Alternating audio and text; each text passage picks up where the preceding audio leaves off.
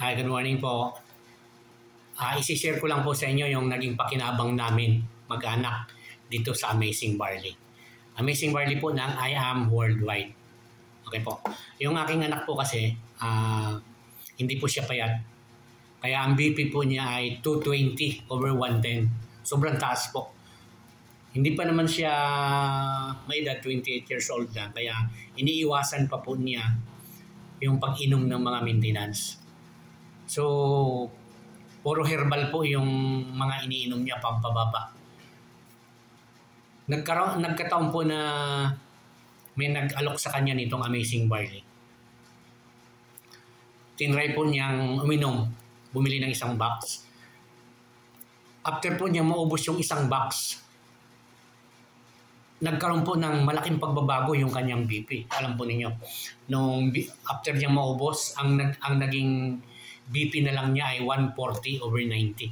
Mula po sa 220/110. Sobrang laki po ng pinagbago. So natuwa po siya, kaya ang ginawa po niya, bumili ulit ng 6 na box. Hindi pa po niya ubos yung 6 na box. Mga 3 pa lang ulit ang naubos niya. Nag-normal na po yung kanyang BP. Naging 120/80. Yes, totoo po yun. Ngayon, dahil sa nakita ng misis ko, yung misis ko naman po may goiter. Pina-check up niya sa doktor dati. Ang sabi ng doktor, hindi naman yan cancerous, ma'am. Antayin nyo na lang na lumaki talaga ng lumaki, saka natin ooperahin. Yun po ang sabi ng doktor. So, madalit sabi, dahil sa naging maganda po ang resulta ng paggamit ng Amazing Barley ng aking anak. Sabi ng anak ko, i-try nyo pong uminom ng Amazing Barley. Baka maalis din yung goiter nyo. Sinubukan po ng misis ko. Yung natira ng aking anak, ininom niya. Hanggang sa namalayo na lang ng misis ko na lumuluwa siya ng mga malalagkit na fluid galing sa bibig.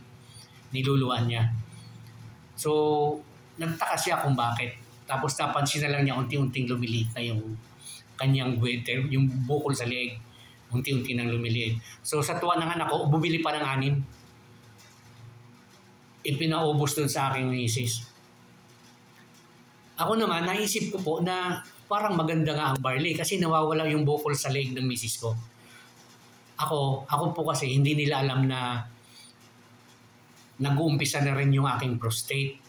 Kasi nung kasagsagan po ng pandemya, nagpatingin po ako sa PGH. Nandun na rin po kasi kami, yung aking anak mayroon pong dati, blood cancer, kinikemo sa PGH. Dahil sa naramdaman ko po na pananakit dito sa aking singit at saka nahirapan akong umiinom, nagpa-check up na rin ako. Sabi ng doktor sa akin na tumingin, ang ginawa nga ng doktor, kinalikot yung aking puwet, tinignan, tapos medyo nasaktan ako.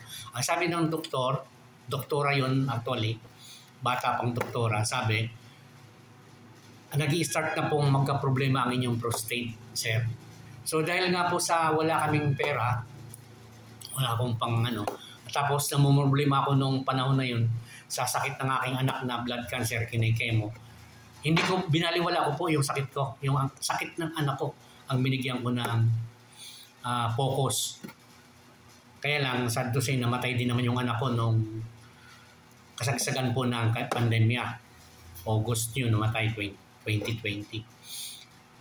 Ngayon po, itong last 2 months lang nakaraan, naramdaman ko na hirap akong umihi. Actually, medyo namamanas na nga ako noon.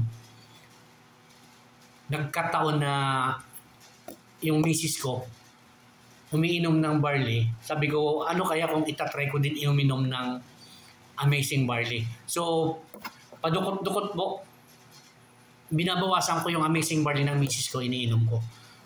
At doon ko na-feel ko na nagkaroon ng konting pagbabago. Gumanda po yung pakiramdam ko, nawala yung sakit sa pag ako'y umihi. Tapos unti-unti na pong nawawala yung yun, doon ko na po pinagtapat sa kanila na ako ay may prostate na. So ang ginawa ng anak ko, ibinili rin ako ng 6. Alam niyo po, after ko maubos yung 6 na box, sawa ng Diyos. Nawala na lahat, pati yung pananakit ng baywang ko, nawala. yung pamamaga ng ilalim ng aking ari. Kumbaga ito yung nawala din po yung pananakit. Nawala yung pamamaga. So ibig sabihin, dahil po sa tulong ng barley, hindi lamang po ang blood pressure ng anak ko ang gumaling, hindi lamang po ang goiter ng anak ko ng asawa ko ang nawala, pati po yung aking prostate, sakit sa prostate, nawala, gumaling din. Pati po yung pananakit ng baywang ko, gumaling. Ganun po ang naging epekto sa aming mag-anak nitong Amazing Barley. Sinyer ko lang po sa inyo, baka sakaling kayo may karamdaman din na iniinda. Mas maganda po ang herbal kaysa sa synthetic. Try niyo po ang Amazing Barley po ng I Am Worldwide. At mag-ingat din po tayo sa mga fake. Marami pong mga fake na amazing na mga barley sa market, sa online.